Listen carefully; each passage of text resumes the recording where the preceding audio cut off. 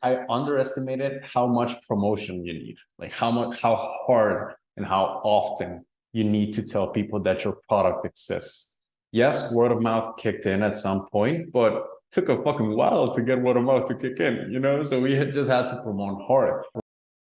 Welcome to the Never Employed Chat. My name is Sam, and I interview people who make a living beyond salary jobs, entrepreneurs, business owners, and investors, so that we can learn from their stories together. There are many great ways to make a living, and even more ways to wealth. At Never Employed, we encourage you to think of alternatives to employment jobs. What would you do if a salary job was simply no option?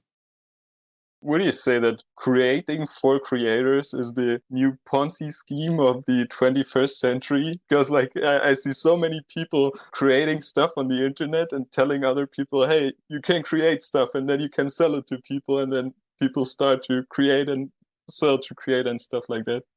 I had that for the longest time, dude. Like that's how I grew my account, really showing others how to grow their accounts. And it felt, I don't know, kind of wrong sometimes. I was like, I knew I was helping the guys in a way, but I wasn't making good money, even though I had the big following. So something was off, something was wrong. And it does seem sometimes like a Ponzi scheme because, okay, so what do you do? Oh, I show other people how to grow their Twitter accounts. What do they do? Oh, they show other people how to grow their Twitter accounts. So it just felt wrong. It didn't feel good.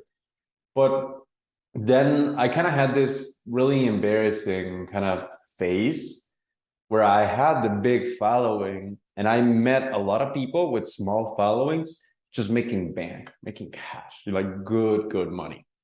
And that's when I kind of came up with the likes and cash thing. And instead of showing people now how to grow, I show them how to monetize. And that's kind of, I'm found that that's like a positioning I like. And it's not as serious, right? My content hasn't changed much. It's more the positioning, right? So when I end the thread or I make a call to action in a video, I can say, hey, you can follow me for audience monetization, not audience building, because I'm not your guy. And I'm not going to talk about very different things, but that positioning is just useful, so I want to differentiate myself from that world because I was there and I didn't get what I wanted out of it, right? So that's kind of why I changed my positioning, but it did feel like a Ponzi scheme in the beginning. Yeah, you already started to describe a little bit how you got started, and what you said is actually that you um, grew a huge Twitter following in the beginning, but you didn't know how to monetize it, and at some point you turned this around. So what was the way until there, and how did you manage to make this some kind of a business eventually? Yeah, so it was kind of two big realizations. One was when I was ghostwriting, right? And I had like 70,000 followers and met someone that was at like 900 followers. And we were making the same amount of money at 900 and at 70,000, dude. And I was like, okay, so there's something wrong, right? And it kind of felt bad, because at the moment I was like, yeah, the Twitter guy, I know Twitter. Well, yeah, but I don't, I don't know how to make money from Twitter. It was kind of bad. So there's that. And the second one was kind of just a stroke of luck. Really, I built a big account, but I didn't have a product to promote. And then these two French entrepreneurs, Thibaut and Thomas, reached out to me. They had a SaaS tweet hunter, right? So they showed it to me, and I just loved it, right? It was super cool, and I partnered up with them, and I got kind of lucky in the sense that these guys they segmented what needed to be done very well. Like I don't know what programming language that business is written in, and it makes $1.5 million a year, and we sold it for 1.4 million.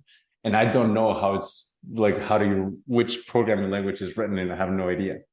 I don't know like how the retention things work. Like I just get people to buy it, and they take care of that.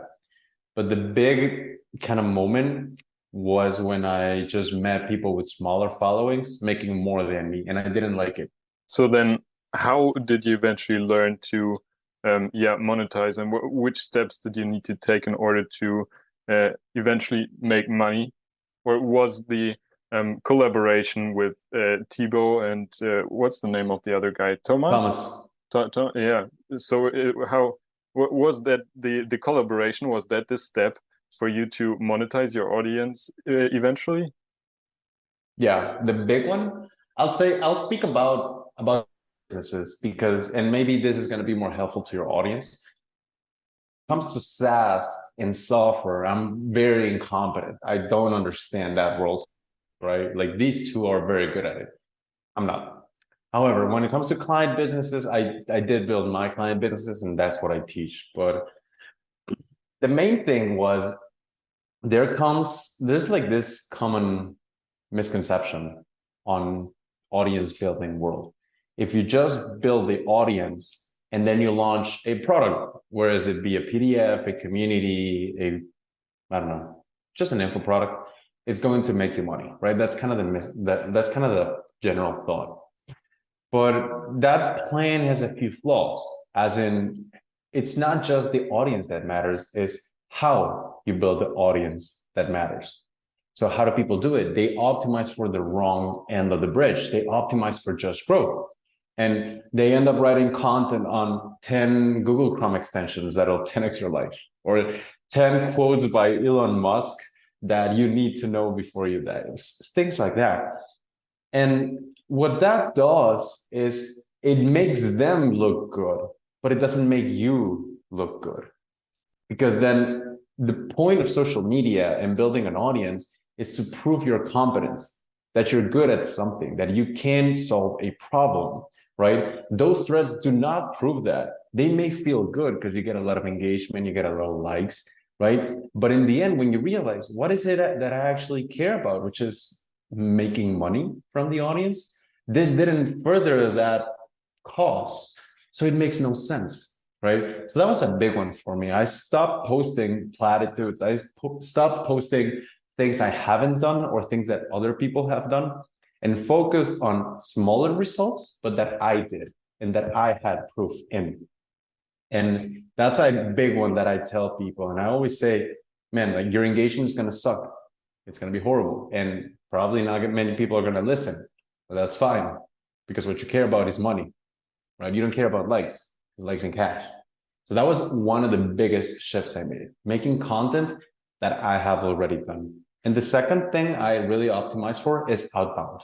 It's outbound DMs. So I know this coach called Taki Moore. Well, I know of him, but Taki has this really cool quote that I like, which is conversions happen in conversations, right? So for example, why are you and me in this podcast? Because I sent you a cold email, right? We talked, right? Yeah. That's what happened. A lot of people, they have the VSL, they have the funnel, they have the email list, and make no mistake, like those are very important things. However, you don't need that to get to 10K a month or 20 or 30K a month.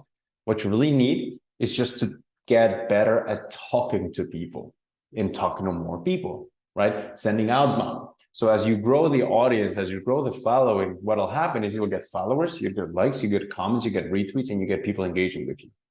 And one like arm that I implemented in my business that I haven't done before was talking to these people.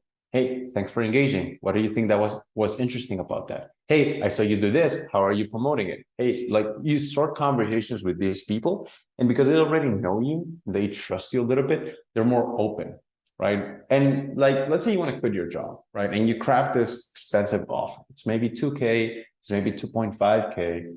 You want to get to 5K a month, you just need to convince 2 people. You want to get to 10K, you need to convince like 5 people, right? It's really not too much when you realize that the output you need is just 5 yeses and the input you have is infinite tries. You can DM infinite amount of people. You can do cold emails. You can talk to more people. So when you realize like the price isn't that hard, like your mind changes, right? Because you're like, well, I just need to send the shit ton of DMs. Somebody's going to say yes eventually, right? But the problem isn't doing that. The problem is people just are not consistent with it. The other day, I ran a program where I showed people how to craft their $3,000 offer. That was kind of the headline, right? And We got on the program, and a lot of people were complaining that they weren't making any money. They weren't getting any sales for their offer. I'm like, okay, you know what? Everybody, right now, I sent a Google form to everybody in the Zoom call. Fill out this form. On that form, we had a question that said, how many DMs are you sending every day to people who could buy your offer? And the average number of DMs being sent was 0.7 DMs a day. And then I show them that number, right? I share my screen and I make that number huge. And I tell them, do you guys see the problem? Like, yeah, I get it, right? So the problem isn't so much us like learning new things. It's not doing the obvious things, crafting an offer and talking to more people, right? So a lot of what I teach is actually kind of basic. I tell people what they needed to hear, right? And they do it, and eventually they land results. Like this isn't something new, right? It's new to you. You just haven't committed to doing it. And once you do, and you commit to 20 DMs a day, 50 DMs a day, some people commit to 100 DMs a day. Like, how does that input could mean that you make less money? Like, it doesn't work that way. You're going to make more money eventually, right? So people just don't do that. So that's what I teach people. Those two big changes, kind of long-winded answer, but to nail it down, the two big changes I made to monetize the audience was talking about things I have done or that my clients have done, and going hard on outbound and talking to people. Seems to be something that many people simply don't do. They don't talk to people, they don't do any kind of sales activities, and they just hope that their SaaS business or whatever just sells without them talking to anyone, but just building in public or that stuff. And therefore, I found it super interesting that many things you teach, and I also found your Gumroad course, the Traffic and Offers Club, I think, where you also actually describe that either have a traffic problem or you have an offer problem. Can you maybe describe that in more detail? I actually shifted a little bit on that thinking, so that's going to be an interesting one. But essentially, the letter you saw was how to get a girlfriend and make more money, right? So that was it. And the premise was, if you're a good enough offer, like you're a cool dude, you're funny, you're confident, you're a good offer. And if you talk to enough girls, that's enough traffic. So you improve the offer enough and you talk to enough girls, well, you're going to make money, right? Or you're going to get a girlfriend. And that was the same thing with business. You craft a good enough offer and you talk to people, eventually you're going to make money, right? That's just how it is. But then I realized, man, there might be a third component to the equation, and I'll tell you how I learned it. Okay, so this is a funny story. So if you look at me, I'm half Korean, so I'm not completely Latino, right? And I changed my location on Tinder to South Korea because I was like fucking around, wanted to see how it went, and nothing happened, bro. Nothing happened. I was a good enough offer. I had enough traffic, but I looked like everybody else, right? Everybody in Korea looks like me, Korean, right? So I was like, fuck, maybe it's just not traffic that's right. Maybe it's just not offer that's right. Maybe it's also the market that matters, the market you're in. So then I started researching, right? Where are Korean looking dudes popular? And apparently it's Eastern Europe, Ukraine, Belarus, Estonia, those kind of places, Russia. So I changed the location. And I'm not shitting you, man. 5 minutes in, I'm just going to say that was a very effective lead generation campaign. That's all I'm going to say about the topic. However, it went really well. And then I'm thinking, maybe it's just not offers. Maybe it's just not traffic. Maybe it's also market that matters. So sometimes if you have a good enough offer and you have good enough traffic, but you're pitching to people who have no money or the people who are not in the custom of buying, like you're never going to make money. Right? Or you have a good offer, you have good traffic, but then you realize that the market you're in is shrinking, or it's too hard to find, or they're just not qualified. So market is also the component that matters, which is how I teach Twitter now. I feel like people begin with traffic, just build the account, then they launch an offer, and then they never really think about market. I teach it kind of the opposite way. I show them who on Twitter that you've seen can pay you the most money. So we start with a who, right? We start with the market. After that, we tell them, okay, what can you sell to them that they'll value a lot, right? So then we go with offer. And on the third step is when now when we have a market and we have an offer, that's when we build the account on top of that. And this is where you start seeing accounts with 1,000 followers, 2,000 followers, making 5K a month, 10K a month, 20K a month. I just interviewed a guy. He's at 3,000 followers, making 30K a month because he did it the right way, right? He found the market first. And if you pick the right market, then everything kind of comes easy, right? Because you pick someone who can pay you, who has a problem, who's easy to find, and that's a market that's growing. And then you show them something that they could really help. Like you're going to make way more money than the guy who just built the account based on Elon Musk quotes. That's kind of just selling whatever, right? So people are just get kind of lazy with the foundations. But if you do the foundations right and you find a market, then an offer, then traffic first, that's when you start seeing like really, really good money come from Twitter.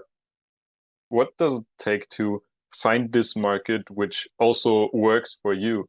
Because I assume that you probably know different markets after you created a lot and talked to many, many people. But what I see is that for many people, it's super difficult to determine which market they want to go in or what they're actually interested in or things like that. Yeah, that's a good question, actually. We didn't think about that. So what I tell people is first, we always start with your skill, right? Well, what are you good at? And the way I ask people is tell me what your skill is, not for who, because this is where people try to skip steps. Oh, I'm really good at ghostwriting for founders. No, you're good at ghostwriting. We're not at the who part yet. I'm really good at SaaS development for B2B. No, like you're good at code, right? Like that's like the foundation. So you found out what your core skills are. Then you ask the question in a very specific way. Like you got to choose a medium through which to talk to people. I chose Twitter, and I'm going to talk about Twitter because that's the most relevant to me. So the way I like to ask this question is from the people you've seen on Twitter that could benefit from this, who can pay you the most money? And I'll give you two examples that might help. So one of them is a guy named Tyler. So Tyler is really good at exploiting credit card points. He can take credit cards and go to like places for free on planes. He's really good at it. And he used to help people in debt. Hey, I'm going to show you how to leverage your credit card points to get out of debt. Now, you don't need to run the numbers to understand that those people can probably not pay you that much money, And then I thought about his offer and I thought, you know what, Tyler? You have a great skill, credit card points. What if you went to these people who spend 5 figures a day on Facebook ads with their credit card and you showed them how to leverage your credit card points? So his market went from people in debt to I'm the guy that makes rich people richer, so they have like no trouble paying him. And another example is this guy called Jake Trinder. So Jake is really good at YouTube videos, right? He can make them engaging and really cool. He used to sell to people who wanted to grow on YouTube, right? Or wanted to grow on TikTok or Instagram, because that's his skill. He can keep your attention for long. And he wasn't getting much traction. But then I told him, you know what you should do? I suggested it to him. You should go to people who have this high ticket coaching program, like expensive things, like 24K, 15K, and then go to them and tell them, dude, you have your Twitter and you have your coaching program, but you're missing something in the middle. That's lead nurturing. That's building trust. Let me build your YouTube channel so you will build trust with them. And then eventually they'll convert into the high ticket sale.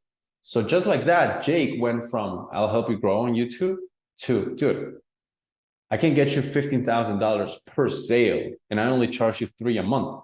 Make sense? Like, oh, okay, that makes sense, right? So first you start with a skill.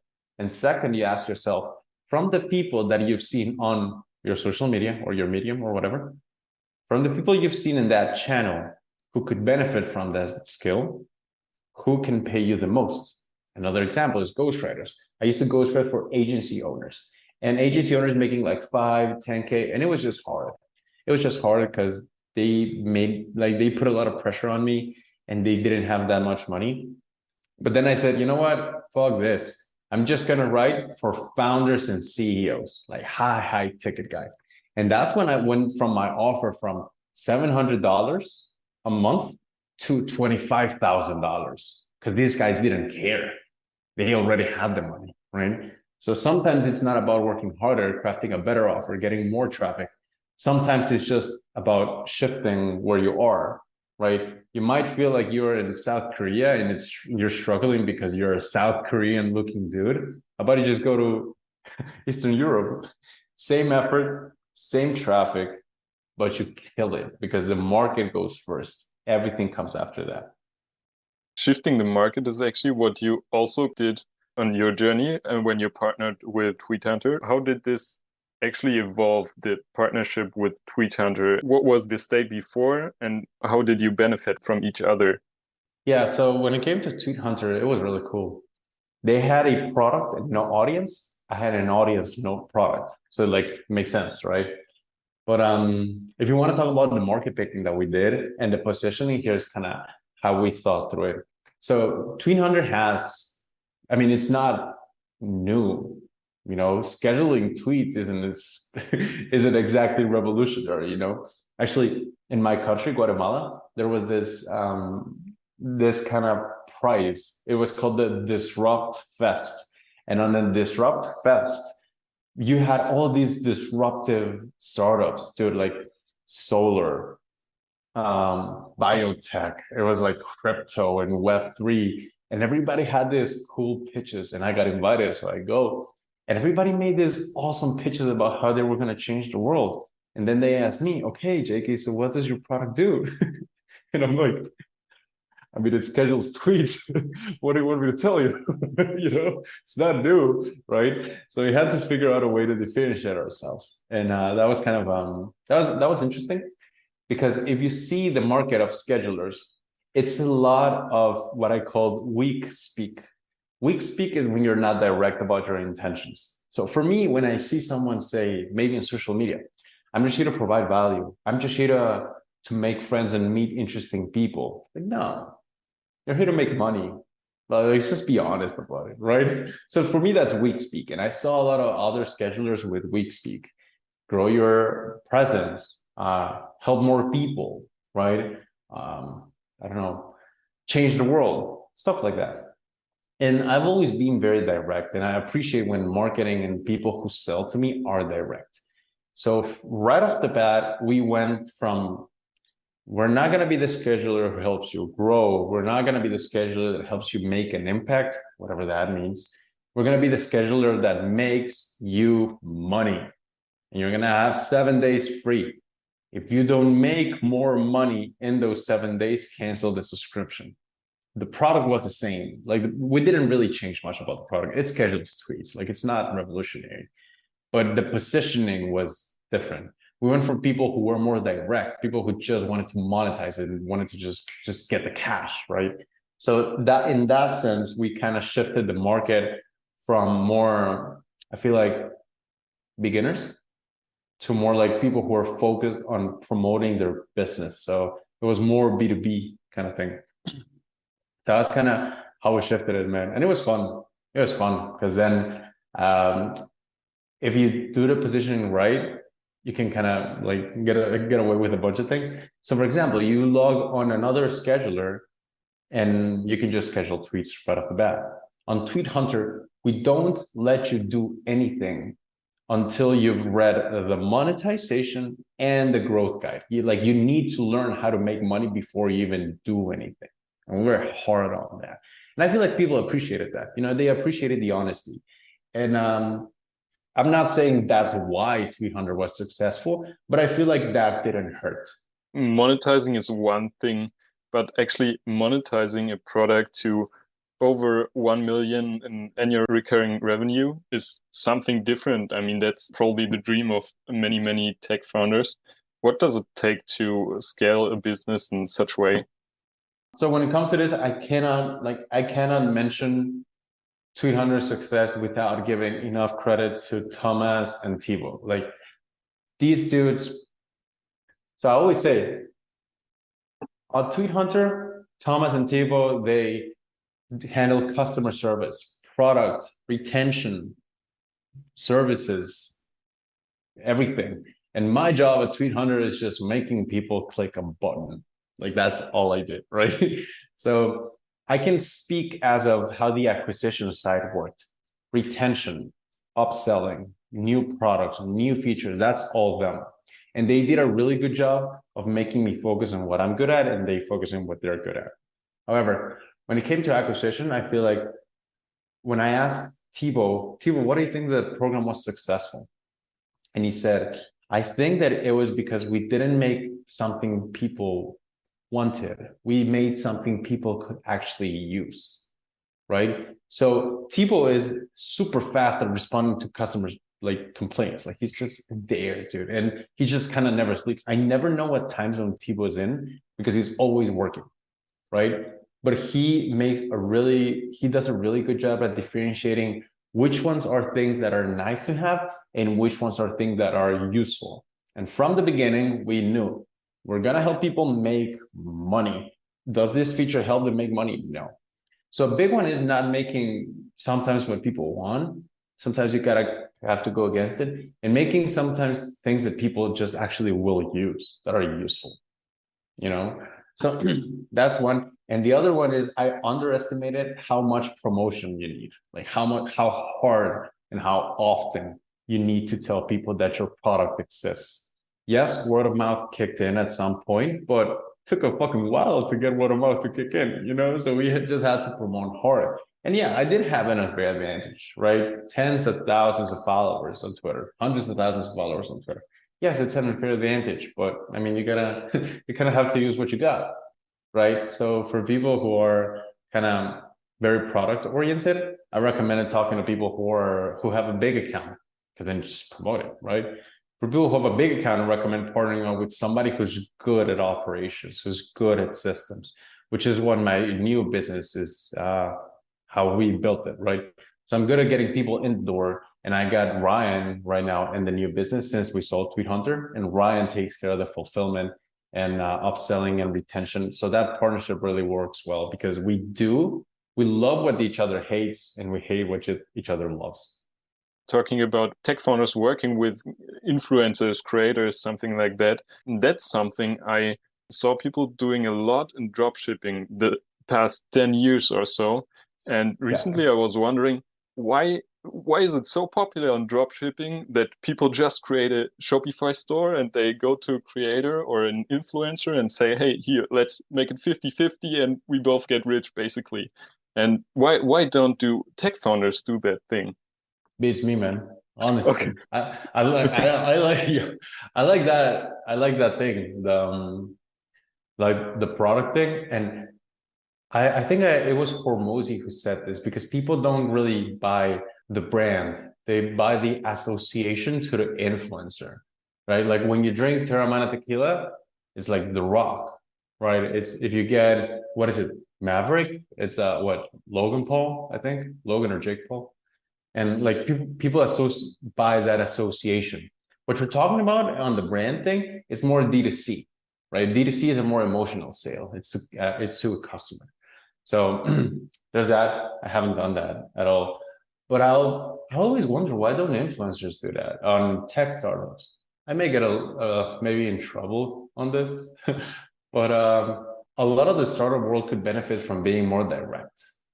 You know, instead of saying, we want to change the world, we want to make a difference, we want to make an impact, you want to make money, stop bullshitting around. Like, come on, this is what you want. And if you're just more direct and more humble, and you understood that, hey, maybe you're not going to build $1 billion unicorn, you know, but you could build a pretty good business if you just associate it with someone who were honest about your expectations. So I recommend that a lot, with just kind of get ahead of you, like get over yourself. Like you're gonna have decades to build a fantastic product, and it's probably not gonna be the first one, right? So for the first one, why not get some help? Why not partner up? Why not talk to other people? And it does require humility. Like I had a lot of like ego death moments at Tweet Hunter. Number one was when I realized I wasn't going to be CEO, you know, because I can't be the CEO. I don't know what fucking programming language is written in. I don't know how to run the business, right? But I can go be a damn good CMO. I can't be the CEO. So it was a big humility moment for me. And the second one was, and this was also huge, like the way the amount we sold it for, it's a 1x multiple. It's not a lot, right? It's not a big one. It's actually really small. But I think like we could have gotten more if I was just more patient and didn't get as lazy as I did. That was kind of a big hit for me, that if I'm going to play a game, might as well be like the longer term games, So why don't people do that? I feel like lack of humility. They don't want to kind of give away their baby. It's like, I don't want to give a percentage of it. Well, 49% of zero, it's still fucking zero, G. So what do you care, right? And the other one is you like kind of want to get the success now. You want to get the money now. And business is incredibly boring. Like it's actually really fucking boring. And you're going to be a loser for like 3 to 5 years, but eventually you will wake up a winner. But you don't decide when. You only know that it's going to take years. But I don't know. I just feel like people are not humble enough to do that, me included. And they're not patient enough, me included, which is something I'm working on. Yeah, now we've been talking a lot about money, but I assume that there's more also for you to be so patient and to be so consistent. Do you have a more detailed why, or a more clear why for you, which kept you going over several years? Yeah, I actually talked about this with my business partner yesterday. He because I told him, dude, I'm not gonna make the same mistake I made at Tweet Hunter. I'm in this at least for 3 to 5 years.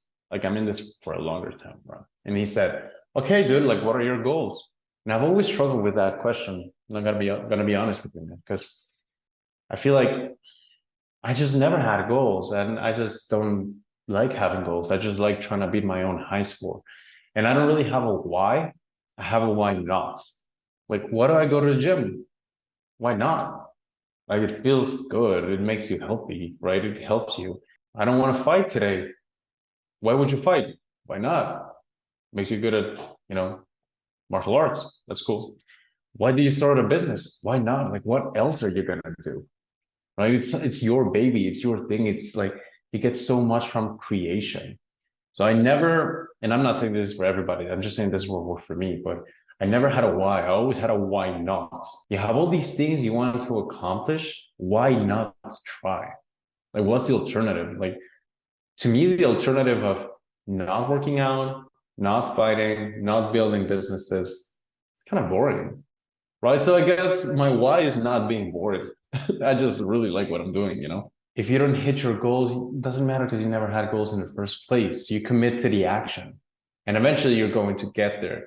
Like it's actually it's actually like a white pill. It should make you feel good. As in, like, if you keep doing what you're doing and you just don't look at the scoreboard, eventually you're going to win the game, right? So you don't need to stress about quarterly goals, monthly goals, yearly goals, because if you just keep doing it, you will reach a level of success other people can't. Like everybody can set goals, right? Not everybody can just do it every day. So in the morning when your alarm sounds and you're like, man, like, what's my why? What's the why that keeps pushing me? You don't need a why. You need an identity shift when you understand, yes, I'm a person who sticks to the process. Like a cat walks around and goes in a tree and falls down, right? Like the cat doesn't spend all day wondering about why did it fall down. It just gets up and continues being a cat, right? So maybe one day you didn't show up 100%. Well, that's fine because you are a person who shows up. It's part of your identity now. You're a consistent person. So you just do it again, right? And then, oh, that sale didn't go well. That's fine because you don't have a goal. You have an identity shift. You are the kind of person who talks to people to get sales. And you understand that losing is part of the game, right? So it's a lot of the systems versus goals thing is talked about. I'm a firm believer in systems. And it's not just because it takes you to your goal, it does, but because it makes you patient. It makes you calm down. And when you see the Lambos, the girls, the Rolexes, the houses, the boats on social media, you understand that that's just not you, because you're not married to that. You're married to getting stuck in your boring desk working. And it doesn't need to bring you happiness. It doesn't need to make you feel good. You just do it. Like, does it feel good to breathe to you right now? I mean, you don't really think about it. That's kind of how I look at work. Like, I breathe because I breathe. That's just what I do. I work because I work. That's just what I do. And when I saw it that way, it actually made me better at business. It actually made me calmer and made me take better decisions in business. So highly recommend you stop thinking about systems versus goals. If that's your thing, it works, cool, good for you. But I believe in thinking in identity shifts. I am this person. I don't need a why. I don't need a why to eat. I don't need a why to breathe. I don't need a why to see. I just do it. And when you believe that way, you get better, because while other people rush and they need the Rocky soundtrack to work and they need the perfect setup to work, you just work and you win. Then what are you going to work on the coming month and the coming year, actually? Do you have certain plans? 200 could have been way bigger than what we sold it for. Could have been. And I believe that with my soul. However, I wasn't patient. So now I told my business partner, Ryan, hey, Ryan, we're going to do this thing for fucking 3 years, 5 years. So at least for the next 3 years, I'm working only on tweets and clients, where we show people with an audience how to monetize their audience. We're just going to do that for 3 years. And no goals, no projections. We just know that if we keep doing our thing, we're going to make a lot of money. So why not? And then are you currently facing any challenges there? Is there any way people may eventually help you? Oh, that's a good question. That's a good question. I guess my biggest challenges are ignorance, as in I'm good at audience monetization. However, I've never ran a profitable ad. I don't know much about going into other social platforms like LinkedIn, TikTok, Instagram, YouTube. I just don't know much about it. So it's going to be an interesting year, I feel, because I'm going to try to run ads. I'm going to go to other social media platforms. So I'm always looking for people to help. Like right now, I paid Dakota. No, I didn't pay him because he didn't take my money. He was really kind. Dakota Robertson to help me grow on Instagram. Like he's going to show me, I'm going to hire a VA to do that.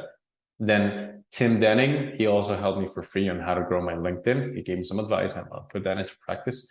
So I guess the thing that they could help me the most is just kind of learning where I'm ignorant and just kind of covering those blind spots. So next up, 2023 is going to be social media domination, going above Twitter, going to other places but Twitter. Then I assume that people currently mostly find you on Twitter, right?